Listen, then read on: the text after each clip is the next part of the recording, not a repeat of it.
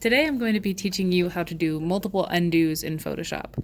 This is really important because it lets you try new ideas but also allows you to remove them from your project. So the first thing we're going to do is open Photoshop on our computers. It doesn't come up with an artboard or a blank window because we're going to need to open a photo for us to work with. So click File and decide on an image you want to work on. Let's work on this. Maybe we want to be really dramatic. With this image, now that you have it open, you can make any adjustments you want to. You can blur pieces, you can erase things, you can draw more trees, whatever you want. Well, we're going to focus on how you undo all of that. You've made your changes and you decide you don't want to keep some of them. Maybe the extra trees are just too much. There are 3 ways in Photoshop to undo this. The first way is the same way undos work on most programs. You can go to the Edit menu and click the Undo button, or like it says here, use the shortcut keys. Push the Control key or Command for Mac users with the Z key simultaneously. Something you may notice here though is that it says undo and then whatever your most recent action was. Undo draw or undo blur, whatever you just did. Now this will only undo one time. It only goes back one action. If we go back to Edit, the undo has now changed to redo. This means you can undo your undo with this key. Very useful, but not if you want to undo more than one action. That's where the next step comes in handy.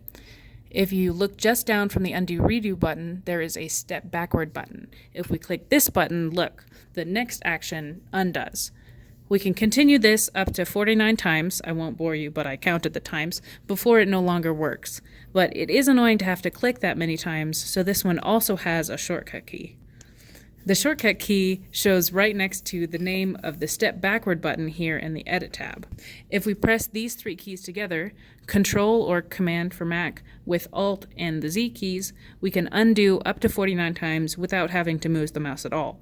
The cool feature also is that if you decide before doing anything else, after undoing, if you actually do want to keep your changes, even up to 49 undos, you can redo all of those undos at once by clicking the Redo button or hitting the Control or Command Z. Look, that puts back all the things we took out. The third way of undoing is by far my favorite, just as a software option, but it might not be the most useful option. For this type, you can make whatever changes you want to make. Let's just keep working with those changes that I already made and put back, and use the eraser tool over here in the middle of the left toolbar. You can use it just as it is. You don't have to left click or do any other kind of eraser.